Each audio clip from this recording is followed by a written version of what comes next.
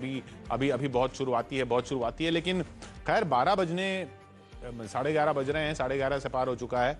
अभी भी ये स्थिति जो है, ये फासला जो है उतना ही बना हुआ है।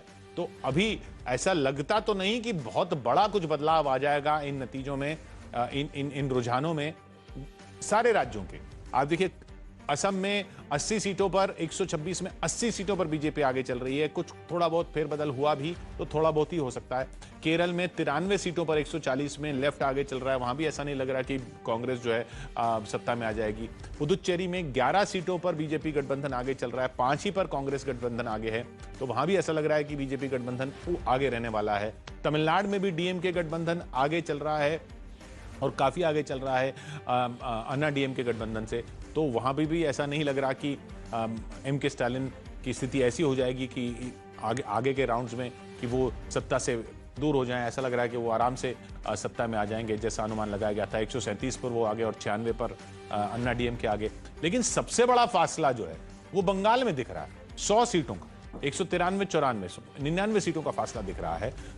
ये भी इसलिए ऐसा लग रहा है कि अगर दोपहर तक ऐसा हो गया है, 12 साढ़े 11 बजे तक ऐसा हो गया है, तो इसके आगे बहुत ही ज्यादा उलटफेर होना पड़ेगा के शर्मा जी, इसको पलटने के लिए। बहुत, अब देखिए 11:30 बज गए हैं, है ना, 3.5 घंटे, 11:30 से ऊपर हो गया, 3.5 घंटे की काउंटिंग हो चुकी है।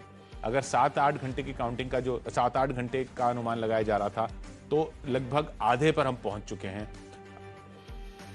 इसके बाद अगर इसको पलटने के लिए ऐसा थोड़ी हो सकता है कि बाकी जो आधे काउंटिंग होनी है उसमें ऐसा हो जाए कि ये 94 का उधर 94 हो जाए, उधर 193 हो जाए।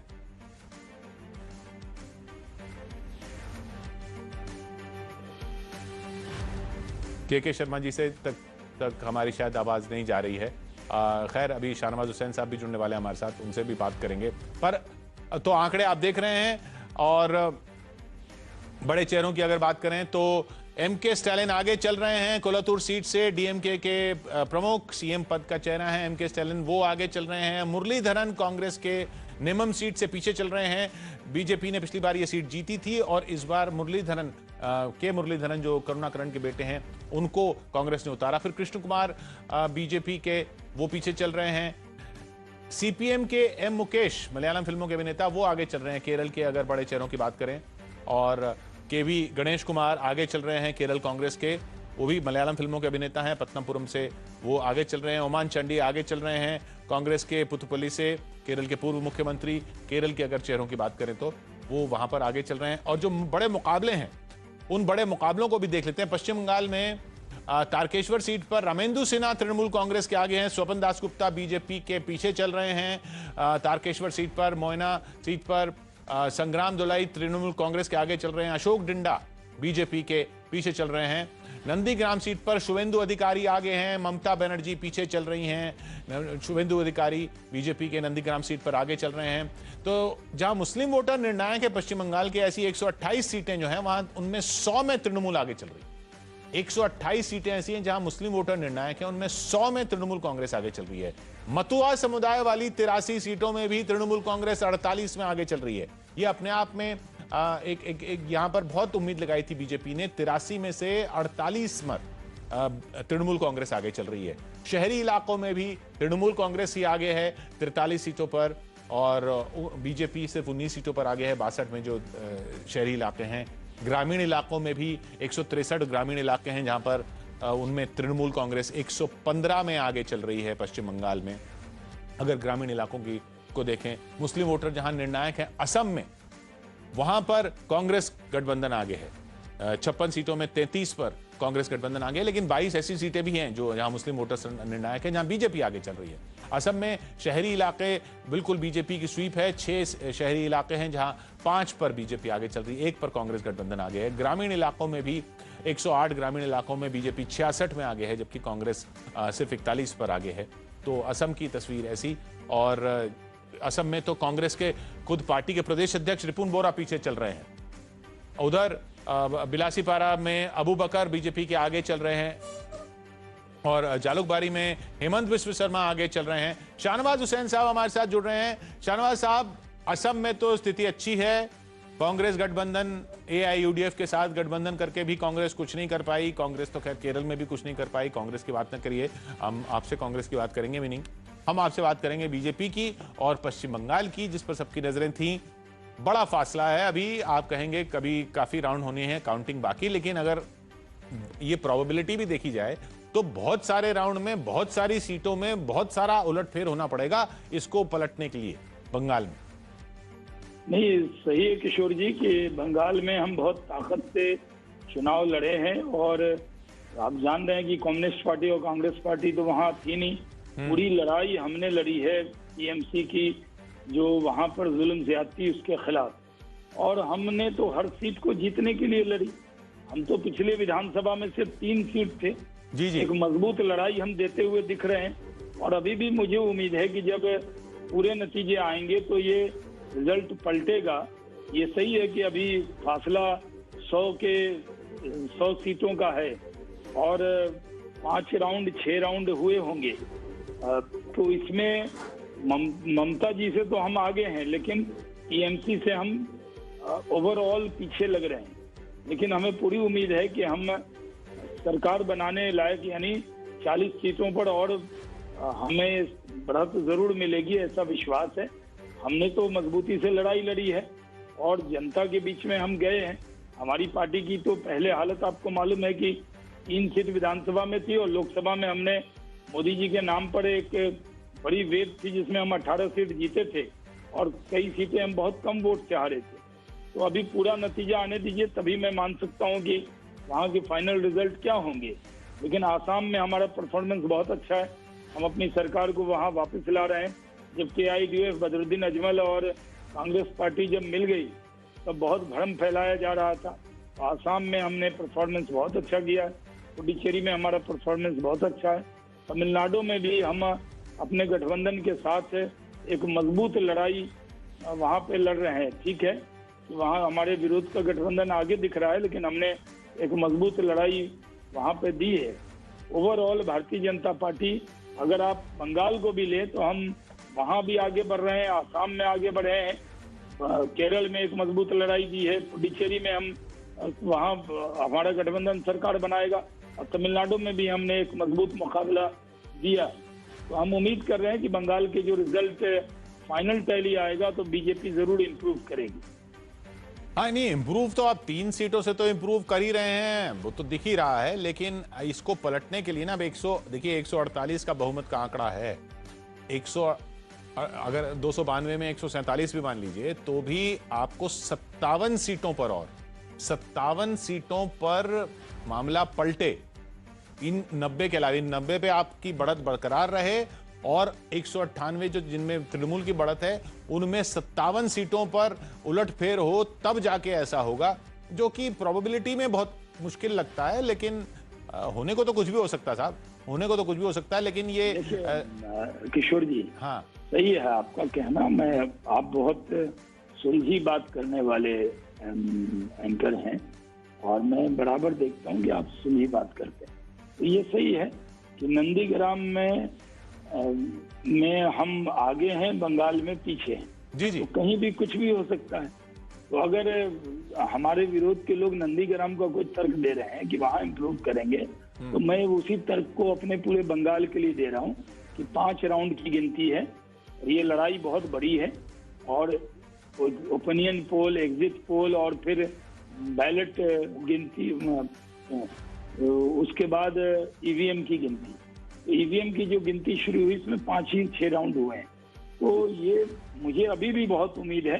हमने सघन कैंपेन इन सब इलाके में किया है, तो जो माहौल देखा है उससे मुझे विश्वास है कि भारतीय जनता पार्टी बहुत अच्छा परफॉर्म करेगी और हम सरकार बनाने के लिए हमने जनादेश मांगा है।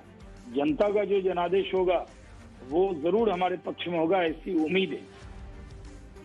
हमारे साथ संजय शर्मा जी भी जुड़े हुए हैं तृणमूल कांग्रेस के। संजय जी, ये बताइए कि ये आपको जो नंदीग्राम में आप कह रहे हैं कि बार बार कि नहीं वहां तो पलट ही जाएगा, वहां तो पलट ही जाएगा, तो शाहनवाज हुसैन जी का कहना है कि अगर नंदीग्राम में पलट जाएगा तो ऐसे फिर बहुत सीटें जहां पलट जाएगा। अभी तो कई राउंड होने बाकी हैं।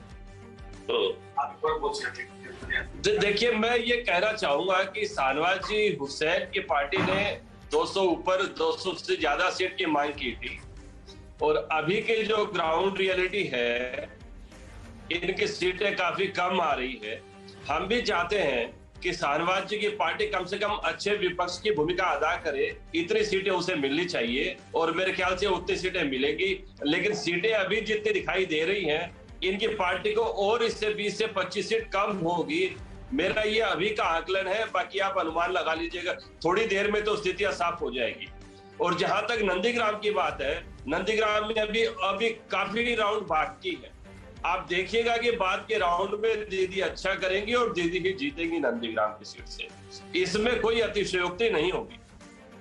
मतलब वहां तो नंदीग्राम में तो बाद के राउंड आपके हैं, लेकिन बाकी जगह सारे राउंड अभी जो शुरू बाद के राउंड हैं जो वो बीजेपी के नहीं हो सकते। ये जो सारे बंगाल के जो ट्रेंड नंदीग्राम में उसके आधार पर मैं कह रहा हूँ, और आप देख लीजिए। नंदीग्राम में आप बाजी पलट के दिखाइए, हम बंगाल में पलट के दिखाते हैं। चलिए शाहनवाज जी, आपने बहुत अच्छी बात की। ये चैलेंज मैं स्वीकार करता हूँ कि हम तो नंदीग्राम में अच्छा करेंगे और सारे बंगाल में और 20 से 25 सीट कम होगी। नहीं तो संजय, आप क्या संजय जी मान रहे हैं कि नंदीग्राम में बाजी पलट जाएगी और बंगाल में बाजी पलट जाएगी, दोनों में पलट जाएगी? नहीं, मैं मानता हूं कि नंदीग्राम में तो बाजी पलटेगी और सारे बंगाल में जो अभी इनकी जितनी सीटें हैं उससे 20 से 25 सीट कम होगी। मैं ये कह रहा हूं, हम दोनों फ्रंट में हम लोग आगे रहेंगे। खैर एक सवाल, दोनों उत्तर काफी के। हाँ, आप बंगाल में आप गए, ज्यादा वक्त तो नहीं गए, लेकिन गए तो थे आप शाहनवाज जी? नहीं, हम काफी गए वहाँ। हम चौथे राउंड तक। शाहनवाज जी ने भी काफी रैलियां की है बंगाल में। कुछ एक जगह को छोड़, कुछ एक जगह इन्हें सभाएं शायद कैंसिल भी करनी पड़ी। नहीं, चौथे राउंड के बाद, आसनसोल के बाद, मैंने जब पार्टी ने तय किया कि वहाँ मीटिंग नहीं करेंगे, तो मैंने भी कुल्टी में और आसनसोल में उस दिन मैंने ही कैंपेन किया था। तो जब पार्टी ने कैंसिल किया, उसके बाद से हम लोग कोई सभा नहीं की, लेकिन हमारे स्थानीय नेता वहाँ पर सभा जो कोरोना प्रोटोकॉल के तहत करते रहे। लेकिन हमें तो पूरी उम्मीद है कि बंगाल में जिस तरह का माहौल देखा और अभी भी जो लड़ाई वहाँ पे हो रही है, आप देखिए कांग्रेस लेफ्ट दिखा के आप स्क्रीन पर 0 दिखा रहे हैं, तो आप समझ रहे हैं कि वहाँ पर सब लोग एक तरफ हो गए और हम सबसे लड़ रहे थे, फिर भी हम मजबूत लड़ाई वहाँ पे दे रहे हैं। तो मुझे पूरी उम्मीद है कि बंगाल में भारतीय जनता पार्टी की तैयारी इंप्रूव करेगी और हम सरकार के नजदीक पहुंचेंगे। नहीं, एक चीज तो देखिए, जो रणनीति वहां पर दिखी, आपने कहा ना कांग्रेस और लेफ्ट जो 0 हो गई, वो रणनीति वहां पर तृणमूल कांग्रेस की जो दिखी, वो ये दिखी कि साहब आपने जिस तरीके से तृणमूल कांग्रेस से एक एक करके लोग लेने शुरू किए और उनको टिकट देना शुरू किया, तो वो तृणमूल कांग्रेस ने उसको ऐसे पेश किया कि साहब ये देखिए ममता बनर्जी के खिलाफ सब लोग मिलकर रणनीति बना रहे हैं, देखिए दीदी को सबने अकेला छोड़ दिया और ये बंगाल की बेटी है, इसको सबने अकेला छोड़ दिया। और एक वो उन्होंने नैरेटिव चलाया। खैर चुनाव था, उनका हक था नैरेटिव चलाना, उन्होंने चलाया और वो लग रहा है कि वो चला। क्योंकि अगर इस तरीके से कांग्रेस लेफ्ट बिल्कुल 0 और अब देखिए तृणमूल कांग्रेस 200 सीटों पर आगे, 200 का आपका नारा था, इस वक्त वो आगे चल रहे हैं 200 सीटों पर।